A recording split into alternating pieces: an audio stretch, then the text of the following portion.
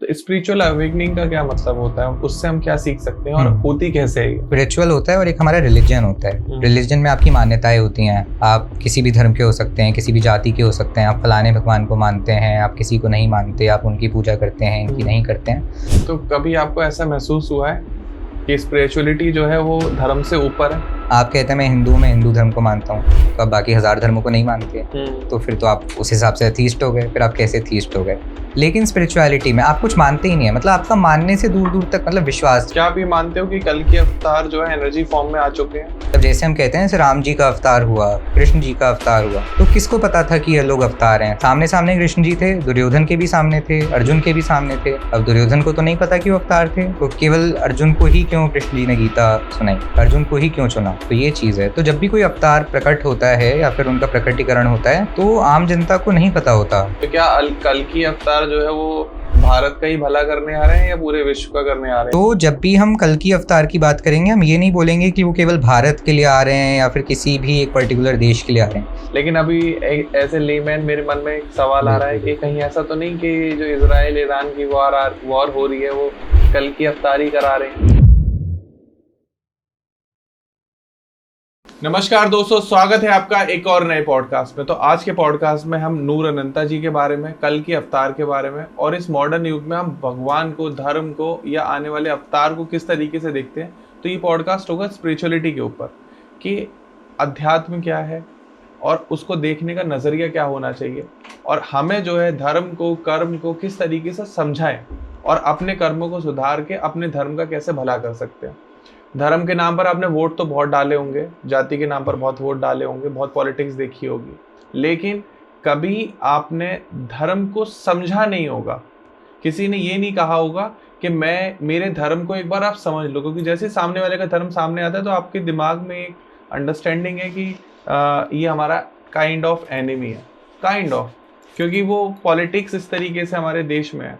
तो आज हम उन सब चीज़ों से थोड़ा सा ऊपर उठ के आपको अध्यात्म से मिलवाएंगे और हमारे एक स्पिरिचुअल गुरु हैं मैम नूर अनंता जी, उनके बारे में भी आपको इस पॉडकास्ट में पूरी जानकारी देंगे। तो हमारे जो गेस्ट हैं सत्यम अग्रवाल जी ग्रेटर नोएडा से, वो आज हमारे साथ जुड़े हुए हैं स्टूडियो में। Thank you so much sir. Thank you so much Dhruv ji, आपने बहुत अच्छा इंट्रोडक्शन दिया एंड मुझे उम्मीद है कि बहुत अच्छा पॉडकास्ट होगा। एंड जो आपके दर्शक हैं उन्हें मेरा नमस्कार। एंड ज़रूर आप इस पॉडकास्ट को अंत तक देखिएगा, आपको बहुत कुछ जानने और सीखने को मिलेगा कल की अवतार जी के बारे में, माँ आदि पराशक्ति नूर अनंता जी के बारे में, और काफ़ी ज्ञानवर्धक रहने वाला है ये। आपको बहुत मज़ा आएगा, हम बहुत ही रोमांचक तरीके से आगे ले जाएंगे। वाह, क्या महज 19 साल के हैं सत्यम अग्रवाल जी, लेकिन आपकी फेस देख के और आपकी बात सुन के लग रहा है कि आप अराउंड सर 30 से 40 ईयर्स के हैं, जिस समझदारी से आप बात कर रहे हैं।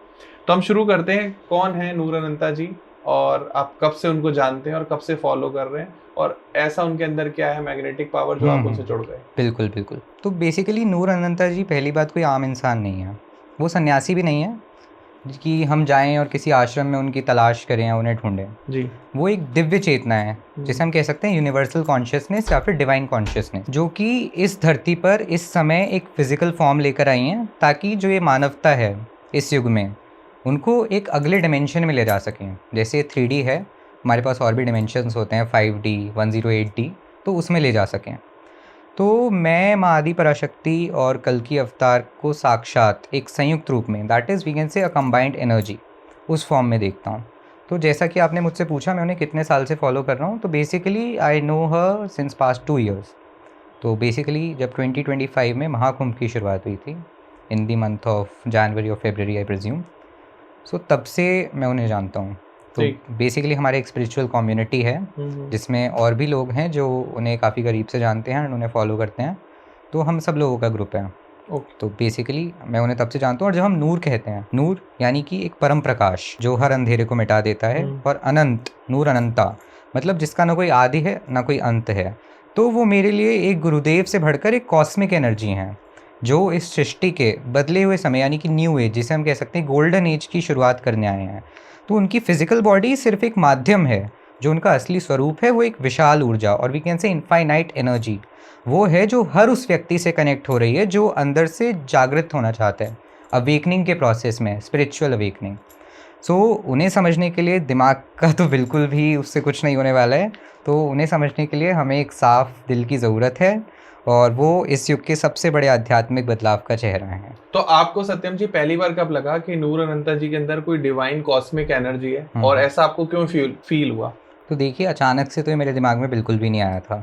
तो ये एक ना बहुत ऐसी घटना थी जिसने मेरे पूरे अस्तित्व को, मेरे पूरे एग्जिस्टेंस को अंदर से हिला कर रख दिया। तो शुरुआत में जब मैंने उन्हें देखा या फिर उनके बारे में सुना, जितना भी जाना, तो काफ़ी सारे लॉजिकल सवाल आए, जैसे कि आम लोगों को आते हैं, क्योंकि कोई डायरेक्टली स्पिरिचुअल सवालों से तो स्टार्ट करता नहीं है, पहले लॉजिक में ही जाता है। तो काफ़ी सारे लॉजिकल सवाल थे, लेकिन जब मेरा उनसे डायरेक्ट कनेक्ट हुआ, लाइक उनके घर पर, या फिर अभी हम एक केदारनाथ ट्रिप पर गए थे, मैं आगे उसके बारे में विस्तार से बताऊंगा, वहाँ पर उनसे मेरी डायरेक्ट मुलाकात हुई थी, तो तब मैंने उनकी आंखों में देखा और उनके आसपास की जो ऑरा है, उनकी जो एनर्जी है, उसे महसूस किया। And that was so magnetic. मुझे याद है वो पल, जो ऐसी एक शांति मेरे अंदर ऐसे उतर गई, तो बॉडी का एक एक सेल जो होता है वो वाइब्रेट होने लगा। तो मानो कि आप किसी एनर्जी के सामने होते हो जो एक बहुत ही बड़े लेवल पे, एक कॉस्मिक लेवल की हो। तो मेरे आसपास जो काफ़ी सारी सिंक्रोनिसिटीज़ हैं, कोइंसिडेंसेस हैं, वो काफ़ी ज़्यादा बढ़ने लग गए थे। जो भी बातें वो बोलते थे, जो भी वो मुझे बताते थे, तो वो directly they were the answers to those questions जो मैंने कभी किसी से डायरेक्टली नहीं बोले थे। आई मीन, आपके मन में सवाल हाँ, आते मन में थे कुछ और सवाल होते थे जो किसी से हम, या घर पे भी, दोस्तों में, रिश्तेदारों में, किसी से भी उसके बारे में कभी ना कोई चर्चा हुई हो, ना उसका कोई जिक्र हुआ हो, तो ऑटोमेटिकली वो उसी विषय में ऐसा कुछ बोल देती थी कि वो जो क्वेश्चंस होते थे तो उनके आंसर्स ऑटोमेटिकली क्लियर हो जाते थे। तो उस दिन मुझे समझ आया कि जो डिवाइन एनर्जी है, जो उनका प्रकटीकरण है, जो चमत्कार है, वो हमारे देखने के लिए या किसी के दिखाने के लिए बिल्कुल नहीं होता है। वो आपके अंदर की घटना है, और वो आपके अंदर के अंधेरे को मिटाकर आपकी जो स्पिरिचुअल अवेकनिंग है, यानी कि आपको जगाने के लिए होता है। So that is the point, the whole point. तो स्पिरिचुअल अवेकनिंग का क्या मतलब होता है, उससे हम क्या सीख सकते हैं और होती कैसे है ये? बिल्कुल बिल्कुल। देखिए, स्पिरिचुअल तो जैसे कि आप जानती हैं, देखिए, एक स्पिरिचुअल होता है और एक हमारा रिलीजन होता है। रिलीजन में आपकी मान्यताएं होती हैं। आप किसी भी धर्म के हो सकते हैं, किसी भी जाति के हो सकते हैं, आप फलाने भगवान को मानते हैं, आप किसी को नहीं मानते, आप उनकी पूजा करते हैं, इनकी नहीं करते हैं, तो वो आपका रिलीजन में आ जाता है। आपके काफ़ी सारे विश्वास होते हैं, बहुत सारे लोगों के अंधविश्वास भी होते हैं, तो बहुत सारी चीज़ें होती हैं। लेकिन स्पिरिचुअलिटी में ऐसा कुछ नहीं होता। जो अपने आप को स्पिरिचुअल बोलता है, वो किसी भी धर्म से ऐसा नहीं बोल सकता कि मैं केवल हिंदू धर्म से एसोसिएटेड हूँ, या फिर मैं मुस्लिम हूँ, या फिर मैं क्रिश्चियन ही हूँ। स्पिरिचुअलिटी में ऐसा कोई भी लॉजिक नहीं है। When you are spiritual, you are only dedicated for and to the humanity. मतलब आप इंसानियत के नाते करते हैं, जो करते हैं वो आप अच्छे के लिए करते हैं, किसी भी इंसान के लिए करते हैं, भले ही वो किसी भी धर्म का हो, किसी भी जाति का हो, उससे हमें दूर दूर तक कोई भी लेना देना नहीं है। तो ये स्पिरिचुअलिटी होती है। जो हमारी अवेकनिंग का प्रोसेस होता है, वो बेसिकली टोटली आपके ऊपर डिपेंड करता है कि आप कितना ज़्यादा अंदर से शांत हैं, आपका दिमाग, मस्तिष्क कितना ज़्यादा स्थिर है, आपके मन में किस तरह के विचार आते हैं, या फिर आपका डिवाइन के साथ कैसा सोल कनेक्शन है। तो उसके लिए मैं रिकमेंड करूँगा कि आप दिन में 5 मिनट शांति से बैठिए, ध्यान लगाइए, ट्राई करिए कि जो सबसे ऊंची चेतना है, यूनिवर्सल कॉन्शियसनेस है, उनके संग आप कनेक्ट करें। तो ऐसे ही धीरे धीरे करके हमारी स्पिरिचुअल अवेकनिंग शुरू होती है। एंड फिर जैसे जैसे हम इस प्रोसेस में आगे बढ़ेंगे, तो फिर आपका बिल्कुल कल की अवतार के साथ भी एक कनेक्शन स्थापित होगा। तो यही चीज़ है। तो कभी आपको ऐसा महसूस हुआ है कि स्पिरिचुअलिटी जो है वो धर्म से ऊपर है? बिल्कुल, स्पिरिचुअलिटी धर्म से ऊपर ही कहूँगा, बिकॉज धर्म में तो आप केवल एक स्पेसिफिक धर्म से एसोसिएट करते हैं। अब जैसे मान लीजिए, आप कहते हैं मैं हिंदू हूँ, मैं हिंदू धर्म को मानता हूँ, तो आप बाकी 1000 धर्मों को नहीं मानते, तो फिर तो आप उस हिसाब से एथीस्ट हो गए। फिर आप कैसे एथीस्ट हो गए? लेकिन स्पिरिचुअलिटी में आप कुछ मानते ही नहीं है, मतलब आपका मानने से दूर दूर तक, मतलब विश्वास, जैसे आपने ओशो को भी कभी सुना होगा, तो वो क्या कहते हैं कि मैं मानने पर विश्वास ही नहीं करता, मैं जानने पर विश्वास करता। तो जानना और मानना दो बहुत अलग अलग चीज़ें हैं। जब तक आप किसी चीज़ को जांचेंगे नहीं, परखेंगे नहीं, या फिर अनुभव नहीं करेंगे, तो आपको उसके विषय में क्या पता लगेगा। अब जैसे कोई बच्चा पैदा हुआ, एक हिंदू परिवार में हुआ, एक मुस्लिम परिवार में हुआ, अब उसे बचपन से ही सिखा दिया गया कि ये हमारे देवी देवता हैं, या फिर ये हमारे गॉड हैं, हम इन्हें मानते हैं, आपको इन्हीं के आगे सर झुकाना है, या फिर आपको मस्जिद में जाना है, चर्च में जाना है, मंदिर में जाना है। तो उस बच्चे को क्या समझ आया? मतलब उसकी तो, मतलब उस तलाश की जो, मतलब जो नींव डालनी चाहिए थी, या फिर जो उसमें चाह होनी चाहिए थी, वो तो बचपन से ही मिटा दी गई। तो मेरा तो यही सुझाव है, जैसा कि ओशो ने भी कहा है, और जो भी समझदार व्यक्ति होगा वो यही सोचेगा कि किसी भी बच्चे को आप शुरुआत से भगवान के बारे में बिल्कुल ना बताएं। जब तक उसके दिमाग में ना आए, या फिर उसके अंदर से ऐसा कुछ ना उठे कि मुझे जानना है कि ये सृष्टि क्या है, मैं यहाँ पे क्यों हूँ, या फिर यहाँ पे हमारा जन्म क्यों हुआ है, जब तक उसके अंदर से ये बात ना उठे तब तक कोई भी फ़ायदा नहीं है कि उसे किसी भी देवी देवता या भगवान के बारे में कुछ भी बताया जाए, क्योंकि जब खुद से हमारे अंदर ये चीज़ आएगी तो उसका एक अलग ही प्रभाव पड़ेगा और एक अलग ही कनेक्शन स्थापित होगा डिवाइन के साथ। तो ये चीज़ मैं कहना चाहूँगा। क्या आप ये मानते हो कि कल के अवतार जो है एनर्जी फॉर्म में आ चुके हैं? बिल्कुल, एनर्जी फॉर्म में आ चुके हैं एंड मैं जिनकी बात कर रहा हूँ तो फिजिकल फॉर्म में वो एनर्जी उन्हीं के साथ काम कर रही है। मतलब जितनी भी उनकी कॉस्मिक क्रियाज जो हुई हैं, मतलब जैसे हम कहते हैं जैसे राम जी का अवतार हुआ, कृष्ण जी का अवतार हुआ, तो किसको पता था कि ये लोग अवतार हैं? सामने सामने कृष्ण जी थे, दुर्योधन के भी सामने थे, अर्जुन के भी सामने थे। अब दुर्योधन को तो नहीं पता कि वो अवतार थे, तो केवल अर्जुन को ही क्यों कृष्ण जी ने गीता सुनाई, अर्जुन को ही क्यों चुना? तो ये चीज़ है। तो जब भी कोई अवतार प्रकट होता है या फिर उनका प्रकटीकरण होता है तो आम जनता को नहीं पता होता, क्योंकि वो तो बहुत जगह अलग अलग जगह घूमे। अब राम जी ने ताड़का का वध किया, अहिल्या को तारा, शबरी ने उनका इंतजार किया, तो सबको थोड़ी पता था। जैसे शबरी जी राम जी का इंतजार कर रही थी, उनकी अपनी श्रद्धा थी, उन्हें विश्वास था कि राम जी एक ना एक दिन जरूर आएंगे। बट जो अन्य ऋषि मुनि थे या फिर और भी जो लोग वहाँ से रोज विचरण करते थे वो तो कहते थे कि रोज रोज फूल क्यों बिछा रही हो, कोई नहीं आने वाला। तो वो आपके कनेक्शन पे डिपेंड करता है कि आपका कितना ज़्यादा कनेक्शन है, क्योंकि जिन जिन लोगों का कनेक्शन है ऑलरेडी डिवाइन के साथ उन लोगों को ये सूचना पहले से ही, मतलब पोस्ट कोविड लाइक आफ्टर 2022 बहुत सारे लोगों को पहले से पता है कि कल की अवतार का प्रकटीकरण हो चुका है।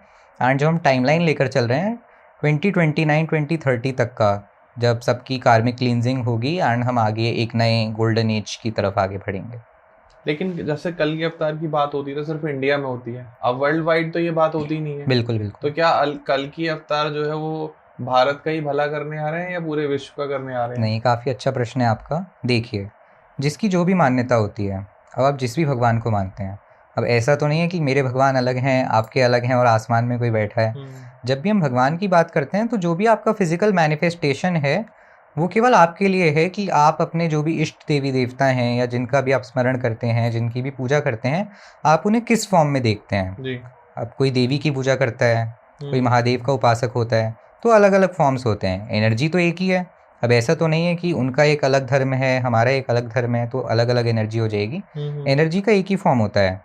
तो जब भी हम कल की अवतार की बात करेंगे हम ये नहीं बोलेंगे कि वो केवल भारत के लिए आ रहे हैं या फिर किसी भी एक पर्टिकुलर देश के लिए आ रहे हैं, क्योंकि सब धर्मों में ऐसा अब शुरू हो चुका है, ऐसी मान्यताएं हैं कि धीरे धीरे हम अंत की ओर आगे बढ़ रहे हैं, मतलब मानवता का अंत और एक नई सृष्टि, एक नए युग का शुरुआत करेंगे। अगर आपके दर्शकों को ये दिख रहा हो तो मैं कुछ दिखाना चाहूँगा। एक मिनट, ये इसमें हम सारे देवी देवताएं दिखा रखे हैं। तो ये एक कॉन्फ्रेंस में बैठे हुए हैं, इसमें सब हैं, इसमें मोहम्मद भी हैं, इसमें जीसस भी हैं, इसमें भगवान कल्कि भी हैं।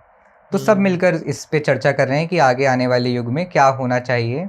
तो हम एक कॉन्सेप्ट लेकर चलते हैं, लॉ 108 लॉज, जो आगे आने वाले युगों में जो उन्हीं का मतलब वही होंगे जो आने वाले समय में लोग जिन्हें फॉलो करेंगे, वो 108 लॉज हैं और यही कल की अवतार का कॉन्सेप्ट है, ब्लैक एंड वाइट का। और लॉ 108 का ब्लैक एंड वाइट से आप मतलब समझिए जैसे राहु और केतु हो गया, ब्लैक एंड वाइट कॉन्सेप्ट हो गया। तो जो भी नेगेटिव और पॉजिटिव है वो बैलेंस करना है। अब ऐसा नहीं हो सकता कि जैसे आप कहें कि आप बिल्कुल 100% परफेक्ट हैं, आप में बिल्कुल भी कुछ नेगेटिव है ही नहीं, या फिर ऐसा भी नहीं होता कि किसी भी इंसान में कुछ भी पॉजिटिव नहीं होता। भले ही इंसान कितने भी उसने बुरे कर्म किए हों, बट कुछ ना कुछ ऐसा होता है जो हम उस इंसान से सीख सकते हैं, या फिर कोई ऐसा गुण होता है जो पर्टिकुलर उसी इंसान में होता है, क्योंकि भगवान ने सबको अलग अलग बनाकर भेजा है, सब यूनिक हैं अपने आप में। तो ऐसा बिल्कुल नहीं है कि आप या तो पूरी तरह से नेगेटिव ही हैं या पूरी तरह से पॉजिटिव ही हैं। तो आपको वो अपना पॉजिटिव और अपना नेगेटिव बैलेंस करना है। तो that is what we call black and white balance. Okay, that is the concept of कल की अवतार। तो आपकी स्पिरिचुअल अवेकनिंग कब हुई, कैसे हुई, किसने कराई, और आपको इतना सारा ज्ञान कहाँ से हासिल हुआ? बिल्कुल बिल्कुल। देखिए, वैसे तो मतलब बाल्यकाल से ही मेरे माता पिता ने मुझे धर्म की ओर ज़्यादा मतलब झुकाव रहा है। जैसे तो मैंने सजेस्ट किया कि ऐसा होना नहीं चाहिए कि आप बचपन से ही अपने बच्चे को बता दें ये सब, जब तक उसके अंदर से ही ना उठे। बट फिर भी अच्छी बात है कि मेरे माता पिता ने मुझे बचपन से ही मतलब बताया इस सब बारे में। बट मेजर जो स्पिरिचुअल अवेकनिंग की अगर मैं बात करूँ, तो जैसे हमारा 29-20 में कोविड आया, तो अब सब घर पे थे। तो खैर हमारे स्कूल भी चल रहे थे, तो मैं 8th क्लास में ही था बस, तो काफ़ी फ्री टाइम मिलता था, क्योंकि एग्ज़ाम्स वगैरह तो आपको पता ही है तब कैसे दिए होंगे हम लोग। सही बात है। तो काफ़ी फ्री टाइम मिलता था। तो अब तब मेरे मन में आया कि मैं क्या करूं, तो मैंने काफ़ी सारी बुक्स पढ़नी शुरू करी। मैंने ओशो को भी पढ़ा, मैंने रामायण पढ़ी, मैंने महाभारत पढ़ी, भगवद गीता पढ़ी, वेद उपनिषद भी थोड़े थोड़े पढ़े, ज़्यादा नहीं पढ़े। मैंने अभी तक कठोपनिषद और निरालंब उपनिषद पढ़ा है, तो उसमें इसी सब के बारे में बताया गया। जैसे कठोपनिषद मेरा सबसे फेवरेट रहा है, मतलब उसमें बालक है नचिकेता, वो डायरेक्ट यमराज के समक्ष खड़ा हो जाता है ये जानने के लिए कि अंतिम सत्य क्या है। जबकि यमराज ने उसे काफ़ी सारे प्रलोभन दिए कि मैं तुम्हें सारी सृष्टि की धन संपत्ति संपदा सब तुम्हारे ऊपर लुटा दूंगा, ये वो, बट वो केवल, मतलब उसे हम किशोर भी नहीं कह सकते, वो 13-14 साल का भी नहीं है, तो वो बालक ही है। तब भी मतलब उसके जो पिता थे उद्यालक ऋषि, काफ़ी बड़े ऋषि रहे हैं, उन्हें तो अपने पुत्र से ज़्यादा ही ज्ञान होगा, स्वाभाविक सी बात है। लेकिन फिर भी जो बात उसके पिता के मन में भी नहीं आई, वो उस बालक के मन में आई कि आखिर अंतिम सत्य क्या है, मृत्यु का सत्य क्या है। तो उसने यमराज से उसके बारे में जाना और 3 वर प्राप्त किए। उसके बारे में कभी और चर्चा करेंगे, अभी हम अपने मेन टॉपिक पर आते हैं जी। तो आपने मेरी स्पिरिचुअल अवेकनिंग के बारे में पूछा, तो जैसा कि मैंने बताया कोविड में काफ़ी फ्री टाइम था, तो मैंने भी थोड़ा ध्यान साधना शुरू करी, तो मेरा भी धीरे धीरे कनेक्शन स्थापित होने लगा। तो 2021-22 आपने शायद सुना हो या ना सुना हो, मुझे नहीं पता, भविष्य मालिका के बारे में नहीं सुना है। तो एक हमारे उड़िया के संत हुए हैं श्री गुरु अच्युतानंद जी के नाम से। आप भगवान जगन्नाथ जी के बारे में तो आपने सुना होगा। हाँ बिल्कुल, सभी ने सुना है। हाँ, सभी ने सुना है, बहुत अच्छी बात है। तो जैसे हमारे भगवान जगन्नाथ जी हैं, तो हमारे 5 संत हुए थे, उनमें से एक थे श्री गुरु अच्युतानंद जी। तो बेसिकली हम उन्हें जगन्नाथ जी का ही एक अंश मान सकते हैं। तो जो ज्ञान था आगे आने वाले कलयुग में क्या होने वाला है, कैसे होने वाला है, क्या रहेगा क्या नहीं होगा, तो वो डायरेक्ट श्री गुरु अच्युतानंद जी से ही श्री जगन्नाथ जी ने संवाद के उसमें बताया था, उनके स्वप्न में बताया था, उनके समक्ष आकर बताया था। वो तो मैं इतने अच्छे से नहीं जानता हूँ, बट उनसे ही बताया था, ये मैं आपको पूरी गारंटी के साथ बता सकता हूँ। तो उन्होंने भविष्य मालिका के नाम से, उसे ग्रंथ नहीं करेंगे, वो एक मतलब काफ़ी सारी कड़ी की माला है। अब वो जो हमारा उड़ीसा है, वहाँ पे कुछ परिवार हैं जो उनसे ही संबंध रखते हैं। तो अभी कलयुग में भी गुरु अच्युतानंद जी किसी ना किसी फॉर्म में मैनिफेस्ट हुए होंगे, प्रकटीकरण हुआ ही होगा उनका, तो कोई नहीं जानता, क्योंकि सबका ही हुआ है, जितने भी राजा थे महाराजा थे, है ना, जैसे हमारे फ्रीडम फाइटर्स रहे हैं, सुभाष चंद्र बोस जी रहे हैं, महात्मा गांधी रहे हैं, जितने भी पुराने युगों के जितने भी लोग थे, वो सारे वापस इस कलयुग में जन्म लेकर आए हैं अपनी अपनी कार्मिक क्लींजिंग करने के लिए। मतलब आपका अब तक जितने भी कर्म रहे हैं, उनके जितने भी फल होंगे, वो आपको इसी कलयुग में भुगतने पड़ेंगे। जब तक सबके कर्मों का हिसाब पूरा नहीं हो जाता, कल की अवतार सबके कर्मों का हिसाब सबको न्याय नहीं दे देते, क्योंकि बहुत सारे लोग हैं जिनके संग न्याय नहीं हुआ है। अब आप देखते हैं कि बहुत सारे पैसे वाले लोग भी होते हैं, बहुत गरीब लोग भी हैं हमारे देश में, तो बहुत सारा भ्रष्टाचार भी है। अब कुछ टैलेंटेड लोग हैं जिन्हें काम मिलना चाहिए, उनके पास काम नहीं है, और किसी के पास सोर्स होती है या फिर पैसा होता है, वो उसके थ्रू जो भी उन्हें करना होता है वो कर लेते हैं अपनी मर्जी से। सही बात है। तो ये तो बिल्कुल भी उचित बात नहीं है। तो इसलिए जब तक सबके साथ न्याय नहीं हो जाता, तब तक सतयुग का आरंभ बिल्कुल नहीं हो सकता। तो कल की अवतार सबसे पहले यही काम करेंगे कि जिसको जो भी न्याय होना है, या जिसके साथ जो भी सही गलत जिसका भी फैसला होना है, सबसे पहले वो होगा, उसके बाद ही हम आगे बढ़ेंगे। तो ऐसे ही मेरी स्पिरिचुअल अवेकनिंग हुई, मुझे धीरे धीरे ज्ञान की प्राप्ति हुई। फिर जब मेरा 2025 में नूर अनंता जी के साथ डायरेक्ट कनेक्ट हुआ, तो उसके बारे में मैंने आपको बताया ही था आगे की यात्रा कैसी रही है, तो काफ़ी अच्छी रही है अभी तक। तो बाकी हमारे पास और अभी 4-5 साल का समय है। वैसे तो मैं ये नहीं कहूँगा कि हमारे पास इतना समय है, अब आप मान लीजिए 2026 ही मान लीजिए एक तरह से, जिसको अपना मन फिराव करना है या फिर सोल कनेक्शन स्थापित करना है डिवाइन के साथ, वो इसी साल में कर सकता है, मंगल का साल है। तो मैं तो यही कहूँगा अपने दर्शकों से कि आप अपना मन शांत करके थोड़ा ध्यान करिए, डिवाइन कॉन्शियसनेस के साथ कनेक्ट करिए। तो बिल्कुल ही, अब मैं ये भी नहीं कहूँगा कि कल की अवतार श्री राम जैसे हैं या श्री कृष्ण जैसे हैं कि बहुत दयालु हैं, वो आपको क्षमा कर देंगे। जो भी आपके अपराध होंगे, उनके दंड या फिर जो भी न्याय होना होगा, वो तो अवश्य ही होगा आपके साथ। पर इतना हो सकता है कि उसके बाद ऐसा हो सकता है कि आपको भी सतयुग देखने को मिले। ऐसा ज़रूरी भी नहीं है, बट ऐसा हो सकता है, क्योंकि कल की अवतार बहुत गुस्से वाले हैं, और जो अच्छे लोग हैं उनके साथ वो अच्छे हैं। बट लेकिन अगर आपने गलत कर्म किए हैं या फिर भ्रष्टाचार किया है, तो आपको उसके जो भी फल हैं या जो भी दंड है वो अवश्य भुगतना ही पड़ेगा, उसे कोई नहीं रोक सकता। लेकिन एक डाउट आ रहा है सत्यम जी यहाँ मन में। बिल्कुल। अब जैसे अगर हम पीछे अवतार की बात करें, चाहे वो कृष्ण का हो या वो राम जी का अवतार हो, या जो भी भगवान जी ने अवतार लिए हैं पहले भी, तो उन्होंने क्या करा है, लोगों को, जो बुराइयां हैं लोगों को खत्म किया है, बिल्कुल। ठीक है। अब आप कह रहे हैं कि कल की अवतार होगा, अभी हो चुका है, कॉस्मिक एनर्जी फॉर्म में आ चुका है, बिल्कुल। फिजिकल फॉर्म में आना बाकी। फिजिकल फॉर्म में मैनिफेस्टेड है, वो लोगों के सामने नहीं आया है, जो जानते हैं या फिर जिनका कनेक्शन स्थापित है वो उन्हें इस बारे में पता है। लेकिन अभी एज ए लेमैन मेरे मन में एक सवाल आ रहा है कि कहीं ऐसा तो नहीं कि जो इजराइल ईरान की वॉर हो रही है वो कल की अवतार ही करा रहे हैं? देखिए, क्योंकि उन्होंने आके जो बुराइयां हैं उनको खत्म ही करा, उन्होंने किसी ने रावण को मारा, तो किसी ने दुर्योधन को मारा, कौरवों को खत्म किया और अच्छाइयों की विजय प्राप्त करी। तो ये सारे युद्ध लड़ाई ये सब कल की अवतार तो नहीं करा रहे कहीं? आपने पूछ लिया तो मैं इसका काफ़ी विस्तार से आंसर दूंगा। जी बिल्कुल। देखिए, जैसा कि महाभारत के समय पे हुआ था, एक सभा का आयोजन हुआ था, महाभारत का युद्ध होना था, जो भी संयोग बना था, उससे पहले एक सभा का आयोजन हुआ था। श्री कृष्ण जी ने सबको आराम से बैठाकर समझाया था, पूछा था कि भाई देखो, कोई भी नहीं चाहता इस सभा में कि युद्ध हो, क्योंकि युद्ध होगा तो वहीं पे विनाश नहीं होगा, पूरी सृष्टि में विनाश होगा। अब जैसे आज के समय में हमारे पास परमाणु हथियार हैं, अब तो खैर सब एक दूसरे को धमकाते रहते हैं कि हम ये कर देंगे, वो कर देंगे, इंटरनेट बंद कर देंगे, अब तो तेल और गैस भी महंगा हो गया है। तो उस समय पे हमारे पास ब्रह्मास्त्र होता था, हम उसे परमाणु के इक्विवेलेंट मान सकते हैं। तो कोई भी नहीं चाहता था युद्ध हो, तो श्री कृष्ण जी ने एक मौका, एक अवसर सबको दिया था, ये बताया था कि अभी भी टाइम है, सब समझ लो, क्योंकि फिर युद्ध होगा तो विनाश दोनों ओर से ही होगा, दोनों ओर ही क्षति होगी, हानि होगी, मृत्यु की, शहीद होंगे या जो भी होगा, काफ़ी सारे सैनिक। तो सेम चीज़ अभी हुई है। अब जैसे हमारे यूनाइटेड नेशंस है, अब मैं ये तो नहीं कहूँगा कि बहुत अच्छा काम कर रहा है, क्योंकि उसका कोई बहुत मेजर रोल है नहीं, मतलब इंटरनेशनल पॉलिटिक्स में या फिर जो भी हमारी डिप्लोमेसी होती है, जियो पॉलिटिक्स में कोई मेजर रोल प्ले नहीं कर रहा है, बस एक फॉर्मेलिटी है कि हाँ हो जाता है। अब पावर में वैसे हमारे पास अभी यूनाइटेड स्टेट्स ही है, रशिया है, अब भारत भी धीरे धीरे अपना वर्चस्व स्थापित कर रहा है। तो अब यही है कि जैसे हमारे मोदी जी शांति की पक्ष में ही रहते हैं, जो उनसे पूछा जाता है कि आप किसके पक्ष में हैं, रशिया के, यूक्रेन के, इजराइल के, ईरान के, तो बड़ा अच्छा लगता है मुझे जब वो कहते हैं कि मैं शांति के पक्ष में हूँ, मैं किसी के पक्ष में नहीं हूँ। ये बड़ी अच्छी बात है भारत की कि वो शांति के पक्ष में है। तो ऐसे ही उस समय में भी अवसर दिया गया था, तो इस युग में भी अवसर दिया गया कि शांति से बात करते हैं, क्योंकि जब भी शांति वार्ता होनी होती है या तो वो नहीं होती, और होती है तो उसका कोई रिजल्ट हमारे सामने नहीं आता, फिर वापस से युद्ध शुरू हो जाता है, टेम्परेरी सीज़ फायर करते हैं, फिर से युद्ध पे आ जाते हैं। अब जैसे हमारे इजराइल ईरान में हुआ, टेम्परेरी सीज़ फायर हुआ, अब हमारे ट्रम्प साहब भारत में सब यज्ञ कराते हैं और हवन कराते हैं कि ट्रम्प साहब आएँ। वो 24 घंटे में युद्ध रुकवाने वाले थे, 24 महीनों में भी नहीं रुकवा पाएंगे, ऐसे ही चलता रहा तो। अब देखिए क्या लीला चल रही है। आपने पूछा कि कल की अवतार कराएं, देखिए किसी भी अवतार का मकसद युद्ध कराना नहीं होता।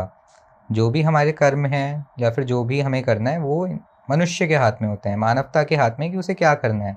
भगवान ने आपको खुला छोड़ रखा है, आपको जो करना है करिए। भगवान ने आपको सृष्टि दे रखी है, आप इसे अच्छे से सजाएं, निर्मित करें, कुछ अच्छा करें, या फिर आप उसे बिगाड़ें, पोल्यूशन फैलाएं, नदियों को ख़राब करें, ये सब आपके ऊपर है, ये सब आपके कर्म है। भगवान का आपके कर्मों में कोई हस्तक्षेप नहीं है। जैसा श्री कृष्ण जी ने भी कहा था गीता में कि मेरा तुम्हारे कर्मों में कोई हस्तक्षेप नहीं होगा, मेरा काम बस तुम्हारे कर्मों का फल देना है, और वो भी उनका भी काम नहीं है, प्रकृति स्वयं आपको आपके कर्मों का फल देती है। क्योंकि आपने देखा ही होगा कि इतनी बाढ़ आती हैं, टॉर्नेडोज होते हैं, साइक्लोन्स आते हैं, वो क्यों आते हैं? होने को तो एक प्राकृतिक घटना है, भूकंप प्राकृतिक घटना है, किसी का कंट्रोल नहीं है। आप भले ही कितने अच्छे मटेरियल से बिल्डिंग का निर्माण कर लीजिए या फिर कोई सी ही टेक्नोलॉजी यूज़ कर लीजिए, अगर आपकी बिल्डिंग को धराशायी होना होगा तो वो तो होगी। आपने देखा होगा अभी मलेशिया में, बैंकॉक में बड़ा बड़ा भूकंप आया था, तो इतनी बड़ी बड़ी बिल्डिंग्स थी, वो तो बहुत ही विकसित देश हैं, सब हिली नहीं, वो तो पूरी धराशायी हो गई, कुछ बचा ही नहीं। तो जो भी लीला होनी होगी या जो भी विनाश होना होगा वो तो होकर ही रहेगा, क्योंकि मनुष्य का प्रकृति के ऊपर कोई जोर चल ही नहीं सकता, तो असंभव बात है बिल्कुल। तो यही चीज़ है कि कल की अवतार का कोई युद्ध कराने का मकसद नहीं है। जो युद्ध करना है वो तो देशों देशों के बीच होगा, लोगों के बीच होगा, धर्मों के बीच होगा, गुरुओं के बीच होगा। कल की अवतार का इससे कोई लेना देना नहीं है। उनका काम केवल सत्युग की स्थापना करना, बुराई को मिटाने का है। अब भले ही उसके लिए युद्ध कराना पड़े या युद्ध होना हो या जैसे भी होना हो, वो सब एक दिव्य लीला है और वो उसी के अकॉर्डिंग होगी। उसमें ना हम कुछ कर सकते हैं, ना कल की अवतार का इसमें कोई विशेष हस्तक्षेप होगा। ये ऑटोमेटिक जैसे भी जिस भी फ्लो में चीज़ें चलेंगी वैसे ही होगा। बट जो मेन हमारा इस समय पर है वो धर्म की स्थापना करना है। मुझे किसी ने बताया, जैसे आप लोगों को समझने के लिए, अगर ये इतनी गहरी बात अगर आपको समझ में आए तो ऐसे है, जैसे एक पृथ्वी है और वो सूरज के चक्कर लगा रही है, सूर्य के चक्कर लगा रही है, बिल्कुल। चंद्रमा जो है वो पृथ्वी के पृथ्वी के चक्कर लगा रहा है। बिल्कुल। और भगवान ने, परमात्मा ने आपको ये प्रकृति दी है। और देखो कितनी अजीब बात है कि सब टिके हुए हैं ऐसे हवा में, है ना? मतलब कितनी पृथ्वी ना अचंभा। जरा सी 1 इंच नीचे जा रही है ना 1 इंच ऊपर जा रही है, वो वहीं बिल्कुल चक्कर बिल्कुल। चक्कर चक्कर चक्कर मार रहे। नहीं, बड़ी ही अच्छी बात कही आपने, क्योंकि आप देखिए कितने ही मतलब अच्छे तरीके से पूरा का पूरा सिस्टम डिजाइंड है। क्योंकि आप मान लीजिए कि ग्रेविटी में जी की वैल्यू होती है 9.8 मीटर पर सेकंड स्क्वायर। जी जी जी। अगर वो 9.7 हो जाए, 9.9 हो जाए, तो हम हवा में उड़ने लगेंगे। चांद पे तो खैर होती ही नहीं है। तो देखिए कितनी अच्छे से डिजाइन किया है पूरे सिस्टम को, और केवल पृथ्वी ही ऐसा ग्रह है जहाँ पर जीवन की संभावना है।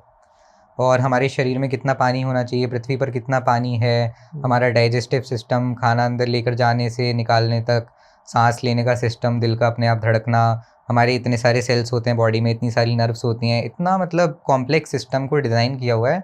तो अब ये अपने आप से तो संभव नहीं है, इसके पीछे कोई बड़ी ज़रूर शक्ति किसी है। बड़ी शक्ति या बड़ी चेतना का ही हाथ हो सकता है। तो वही चीज़ है। माँ आदि पराशक्ति और कल की अवतार, इनके बीच में क्या रिलेशन है? देखिए मैं आपको इसके बारे में थोड़ा विस्तार से बताना चाहूँगा। जैसे हमारी जो सृष्टि का निर्माण है, अब जैसे जो भी जनन करने की प्रक्रिया होती है, उत्सर्जन की प्रक्रिया होती है, उसमें माता का ही योगदान रहता है।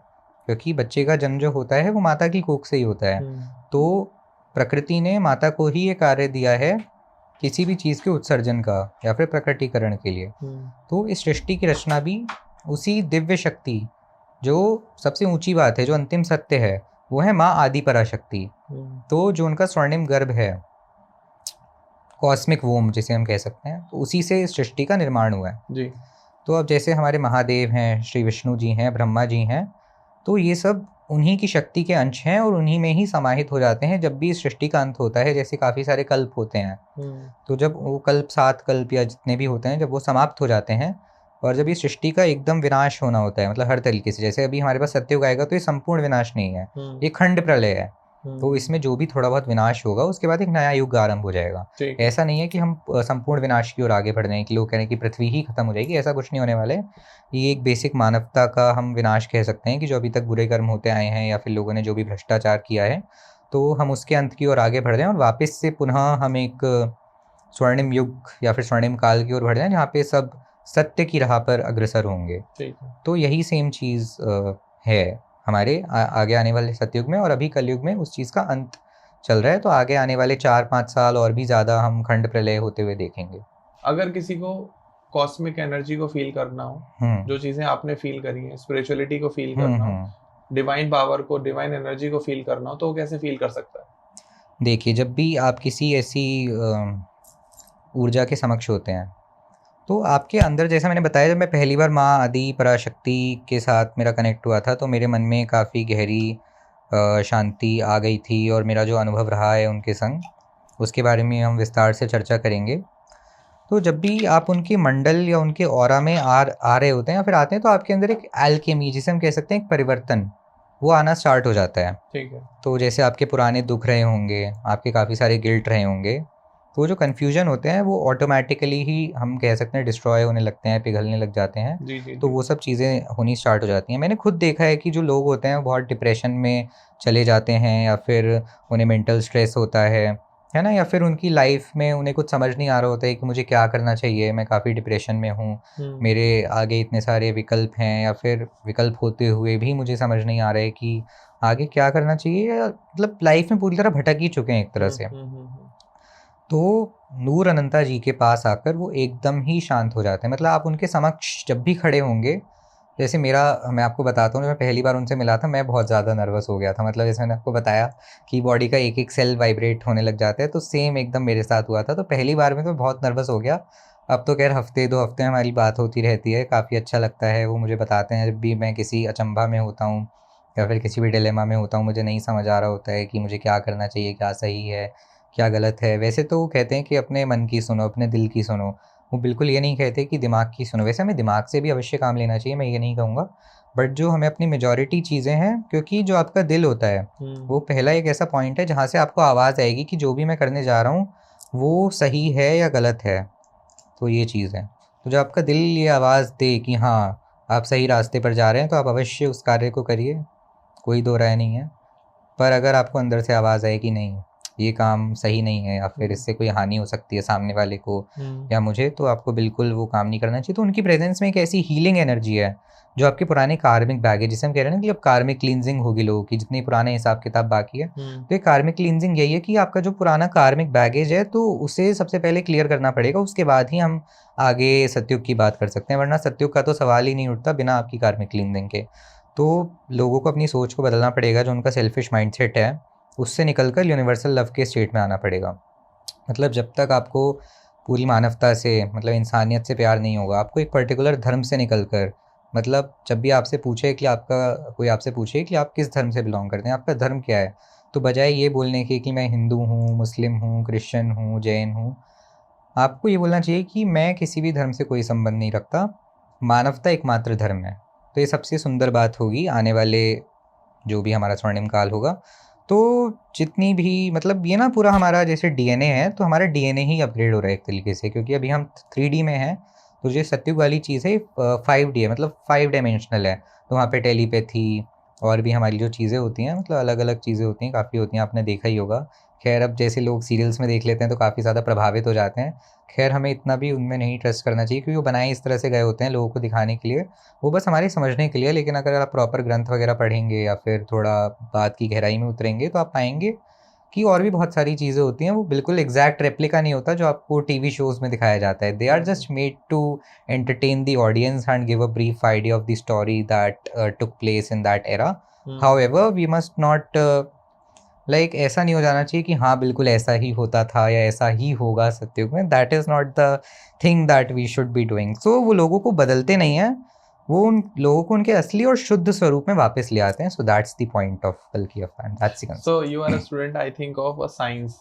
Science right? बैकग्राउंड, या Then, so अगर किसी को spirituality को समझना हो in a scientific way, then how they can understand the spirituality? बिल्कुल बिल्कुल, काफ़ी अच्छा प्रश्न है आपका। देखिए अब हमारी जो मॉडर्न साइंस है और जो स्पिरिचुअलिटी, अब देखिए जैसे यूनिवर्स है, अब जैसा मैंने आपको बताया, अब जी की वैल्यू इधर से उधर हो जाए तो पूरा इधर से उधर उलट पलट हो जाएगा सब। जी जी जी। तो बिना साइंस के तो सृष्टि काम ही नहीं करती, सब कुछ साइंटिफिक फंडामेंटल्स पे बेस्ड है। तो जहाँ हमारे मॉडर्न साइंस की जो सीमा है वो समाप्त होती है, वहाँ से हमारी स्पिरिचुअलिटी की शुरुआत होती है।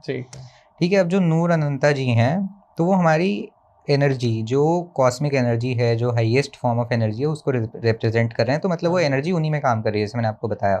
तो जो भी कल्कि अवतार की क्रियाज हुई हैं, तो जो भी बॉडी यूज़ करी है वो उनकी ही करी है। तो जैसे कल्कि अवतार जो हैं, वैसे वो एक मैस्कुलिन एनर्जी हैं। जैसे बताया जाता है कि कल्कि अवतार घोड़े पर आएंगे या फिर जैसे भी आएंगे, तो वो एक मैस्कुलिन एनर्जी है। बट जिस फॉर्म में वो मैनिफेस्ट हुए हैं, जिस बॉडी में वो मैनिफेस्ट हुए हैं, वो एक फेमिनिन एनर्जी है।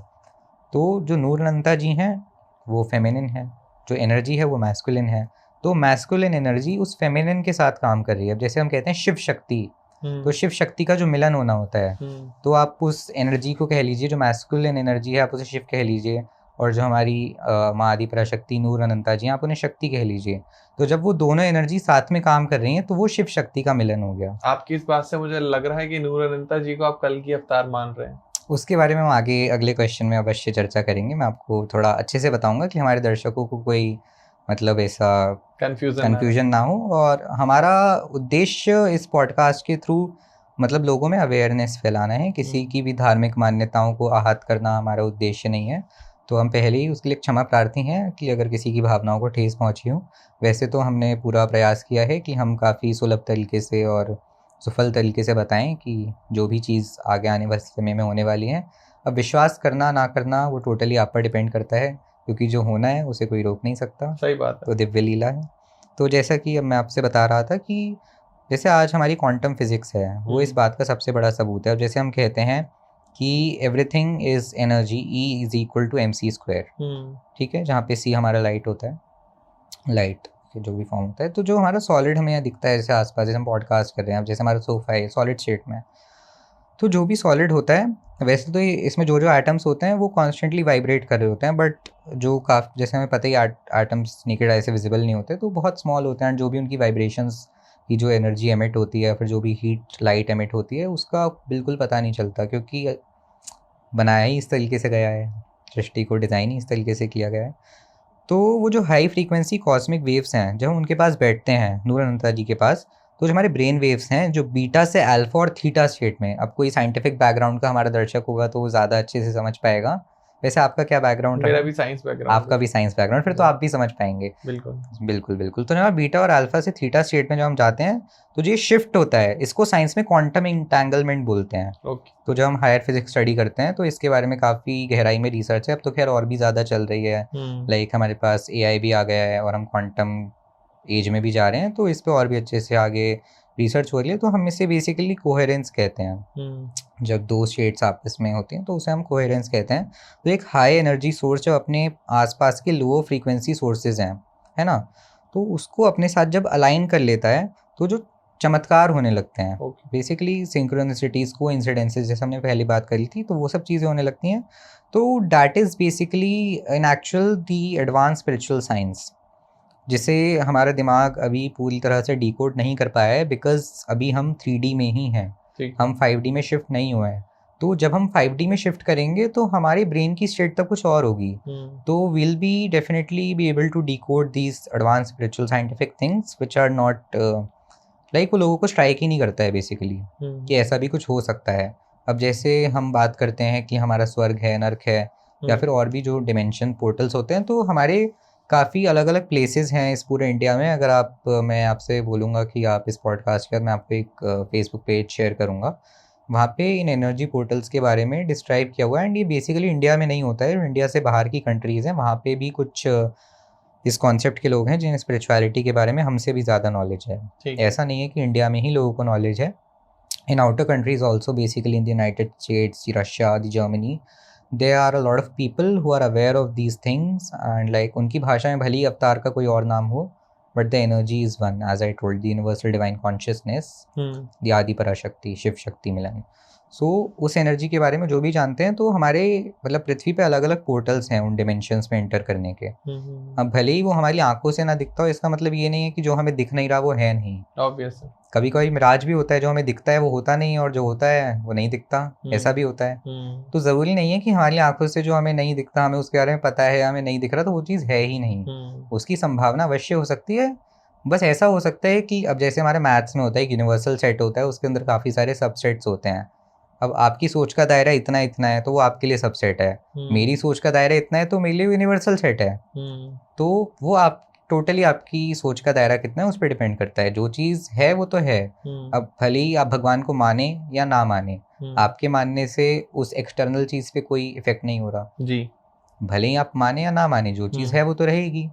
या तो आप उसे स्वीकार करिए या फिर आप उसका तिरस्कार करिए, टोटली डिपेंड्स ऑन यू। अब किसी ने आपको कोई कंप्लायंस या ऐसे कुछ फोर्सफुली तो कह नहीं रखा है कि आपको मानना ही मानना है या फिर ऐसा कुछ करना ही करना है। वो तो टोटली आपके ऊपर डिपेंड करता है। पूजा कर लिए मत कर लिए, सर झुकाइए मत झुकाइए, मंदिर जाइए मत जाइए, सही बात है। तो सही बात है। वो तो आप, जिसके पास टाइम होगा वो नहीं जाएगा, जो बिजी है वो नहीं जाएगा। बट इतना तो होना चाहिए कि आप एटलीस्ट थोड़ा ग्रेटफुल रहें उस एनर्जी के प्रति जिसने आपको इस सृष्टि में वापस से आने का मौका दिया, अपने पुराने कार्मिक क्लींजिंग, कार्मिक पैटर्न्स को तोड़ने के लिए। पैटर्न्स की बात आई है तो मैं बताना चाहूँगा कि जो कल्कि अवतार का कॉन्सेप्ट पुराने पैटर्न्स को तोड़ने से रिलेटेड भी है।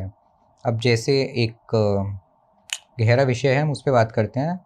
अब जैसे जो हमारी फीमेल्स होती हैं, फेमिनिन एनर्जी जो है, तो during their periods they are told that they should stay away from a lot of things and all such things. तो ये हमारा एक पुराना पैटर्न बना हुआ है। And like male should not, खैर आजकल तो चीज़ें काफ़ी चेंज हो गई हैं, मेल्स भी काफ़ी पार्टिसिपेट करते हैं household activities, but in most of the places these things are still being prevalent कि हाँ ऐसा नहीं होना चाहिए। तो ये सब हमारे पुराने पैटर्न्स बने हुए हैं। तो कल्कि अवतार इसको भी ब्रेक करने के लिए आए हैं, एंड लोगों को ये तोड़ना ही पड़ेगा to move further in that golden era. So that is another concept of Kalki Avatar apart from the black and white and the Law 108 concept. बहुत ही important question है, ठीक है, and it's not related to the education. Okay. It is about you. Okay. Why you are so much interested in Kalki Avatar, नूर अनंता जी? इनमें आपका interest इतना ज़्यादा क्यों है, और आप लोगों को इसके बारे में क्यों बताना चाहते हो? देखिए, सबसे पहले आपको कोई भी चीज़ पता चलती है अपने घर वालों को बताते हैं, अपने दोस्तों रिश्तेदारों को बताते हैं, बट कल की अवतार ऐसा विषय है, ऐसा टॉपिक है जो पूरी मानवता के लिए है।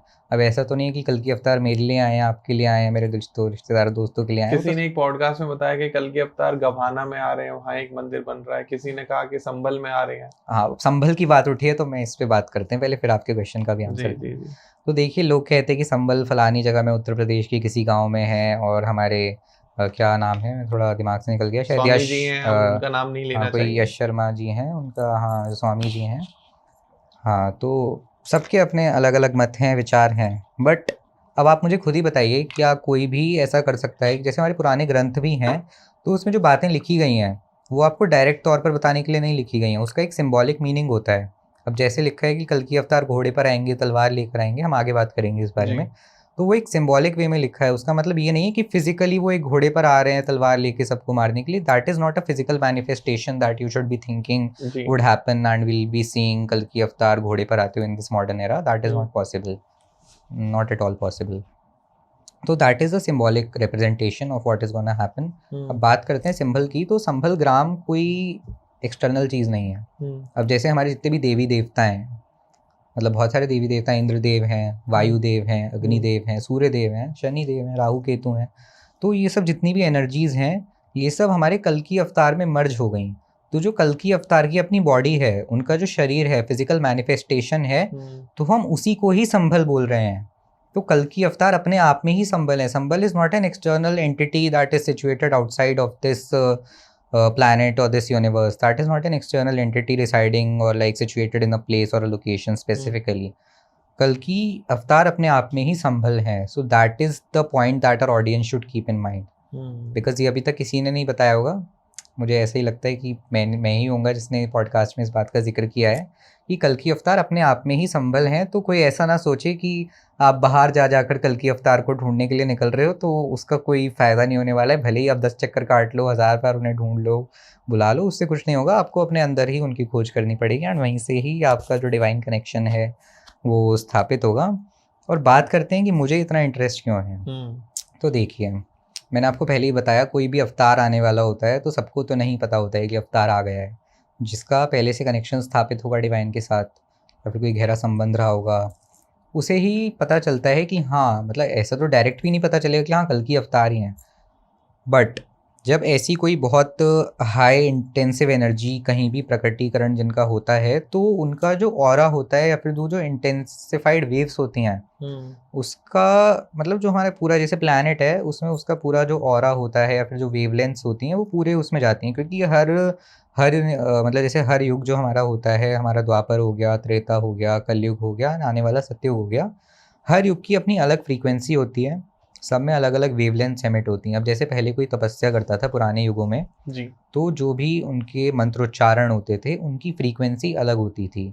तो अब जैसे टीवी में दिखाते हैं, क्या दिखाते हैं, उसमें कोई तपस्या कर रहा है, मंत्र पढ़ रहा है, ऊपर से भगवान देख रहे हैं, ऐसे ही दिखाते हैं। बट एक्चुअल में ऐसा नहीं होता है। आपकी जो फ्रीक्वेंसी है, जब वो उस यूनिवर्सल कॉन्शियसनेस की फ्रीक्वेंसी से मैच करेगी, तब वो एनर्जी आपको उस फिजिकल फॉर्म में मैनिफेस्ट होकर दिखाई देगी। क्योंकि भगवान कोई पर्टिकुलर ऐसा नहीं है कि महादेव के फॉर्म में है, विष्णु के फॉर्म में है, जीसस के फॉर्म में है। आपने जैसे भी उस एनर्जी को मैनिफेस्ट करके उसका स्मरण किया है, आपके समक्ष तो वो वैसे ही आएगी, बट होगी वो वही यूनिवर्सल चेतना। तो हर युग की अपनी अलग फ्रीक्वेंसी है। त्रेता में जो मंत्र लोग तपस्या करते थे उनकी अलग फ्रीक्वेंसी होती थी। तो जब तक वो फ्रीक्वेंसी उस यूनिवर्सल कॉन्शियसनेस या जो यूनिवर्स की फ्रीक्वेंसी है उससे मैच नहीं होगी, तब तक आपको वो जो फिजिकल मैनिफेस्टेशन है जिसका आप आह्वान करना चाह रहे हैं या फिर जिसके आप दर्शन प्राप्त करना चाह रहे हैं वो नहीं हो पाएगा, जब तक वो मैच नहीं हो पाती। और कलयुग में तो बड़ा ही साधारण है, आप मंत्रोच्चारण भी ना करें, आप भले ही जाप भी ना करें, आप बस दिन में एक बार भगवान का स्मरण कर लें, जिनको भी आप मानते हैं। खैर मैंने मानने को तो कहा है कि आप जानने पे ज़्यादा बिलीव करें, मतलब बिलीव भी क्या ही बोलूँ मैं इसमें, मतलब आप जानने पर ही आगे अग्रसर हों, मतलब जो भी आपका रास्ता। तो आप बस मन में एक बार उस एनर्जी का ध्यान कर लीजिए, थोड़ा ग्रेटफुल रहिए, तो that is more than sufficient. बाकी आप अपने कर्म करते रहिए, क्योंकि मेन जो आपका है वो कर्म करना ही आपका मेन मकसद है यहाँ पे।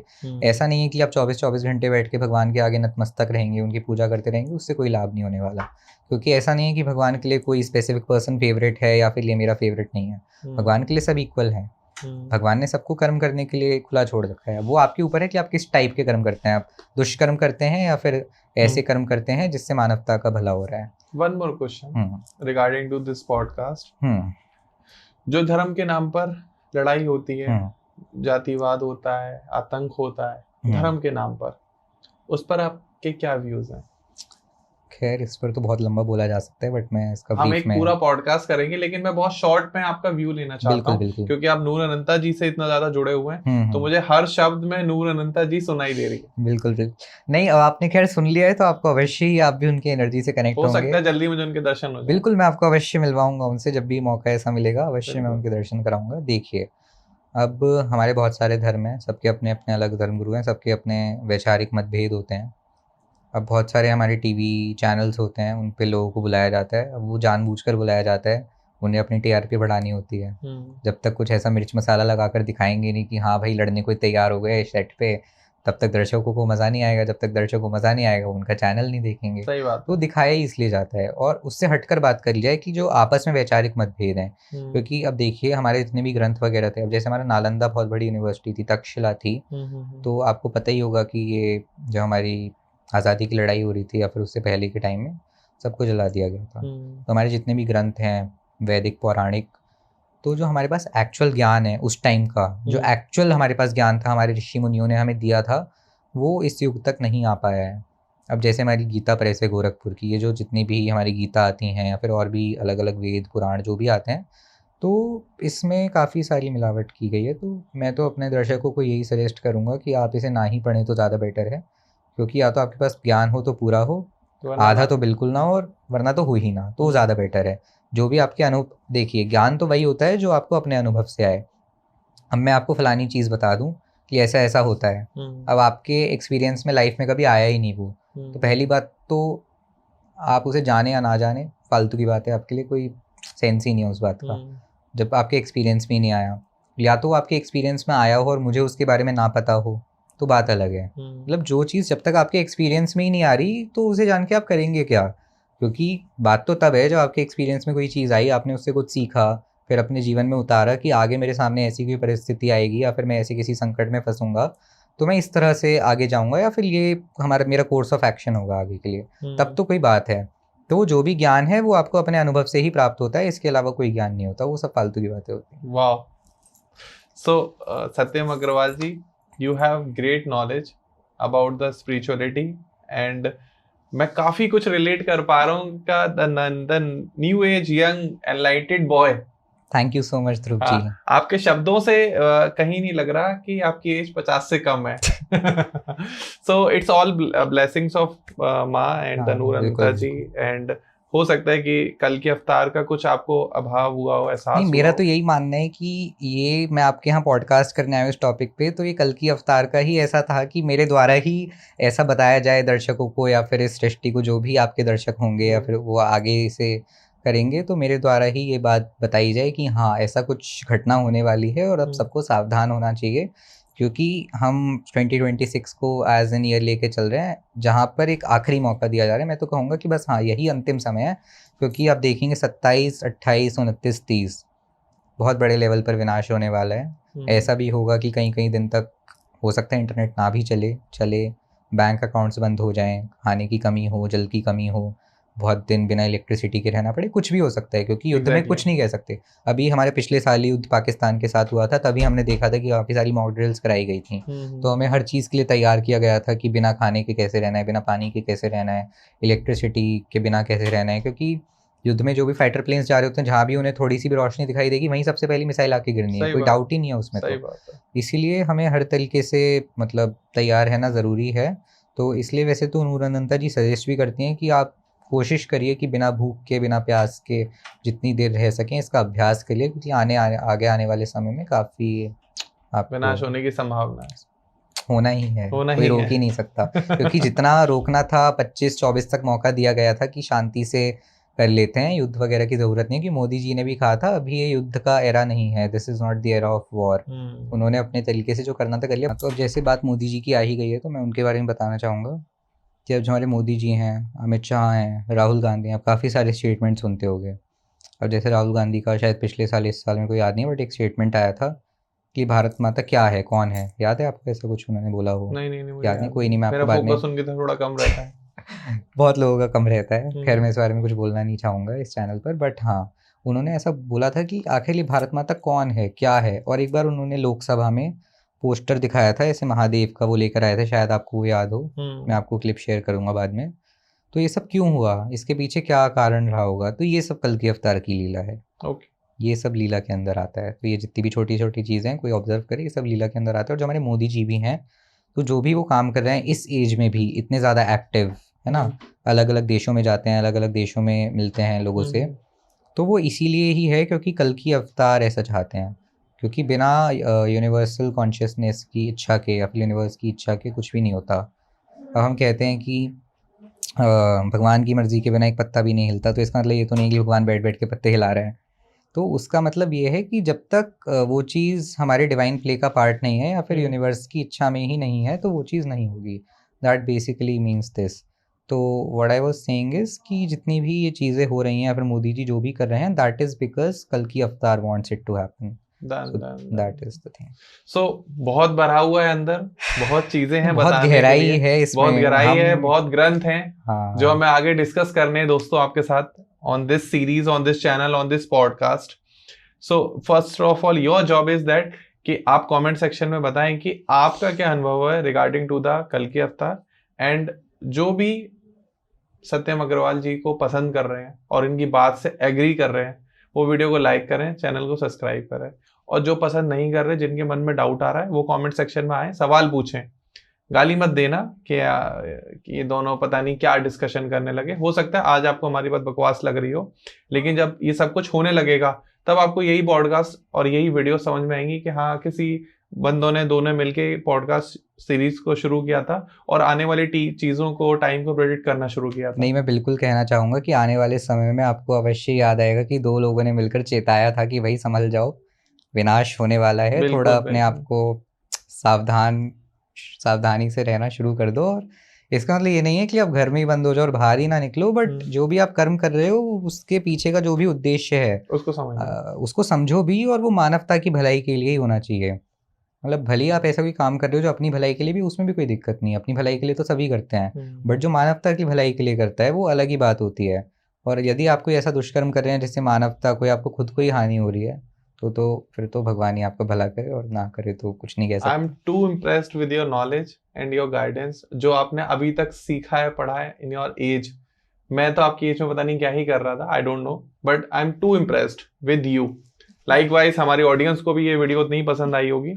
प्लीज चैनल को सब्सक्राइब कर देना, and thank you so much for the time, for giving us time, and thanks to all of you who are watching till now. बहुत बहुत बहुत बहुत धन्यवाद, शुक्रिया आपका हमें इतनी देर तक सुनने के लिए। और ये वीडियो अगर इस पर 100 व्यूज आते हैं तो दोस्तों आप इसको मार्क करना कि 1 मिलियन व्यूज हैं, क्योंकि अगर 100 लोग इतनी ज्ञानवर्धक पॉडकास्ट को सुन रहे हैं, इतनी अच्छी भाषा को सुन रहे हैं, तो वो 1 मिलियन के बराबर है। और अगर 1000 व्यूज आ गए तो हम 10 मिलियन कंसीडर करेंगे, क्योंकि कोई डराया नहीं है, कोई धमकाया नहीं है, कोई मसाला नहीं दिया, किसी को गाली नहीं बगी, कोई कंट्रोवर्सी नहीं करी। It's a pure guidance and the pure knowledge of कल्कि अवतार and the spirituality, and it's totally for self awareness. हमारा कोई मकसद नहीं है कि आपकी जो भी मान्यताएं हैं आप उसको आगे कंटिन्यू रखिए, और यदि आपको मेरी बात में 1% भी सत्य लगा हो या फिर थोड़ी सी भी आपको गाइडेंस मिली हो, आप कमेंट में अवश्य साझा कर सकते हैं। मैं आपके सारे कमेंट्स पढ़ूंगा, जो भी डाउट्स होंगे मैं कमेंट्स में ही आंसर कर दूंगा। बट मैं तो यही कहना चाहूँगा कि आप इस पॉडकास्ट को अंत तक सुनिए, जो भी डाउट्स हों कमेंट में डालिए, मैं या ध्रुव जी जो भी होंगे आपके डाउट्स का आंसर देंगे, हमारी टीम आंसर दे देगी।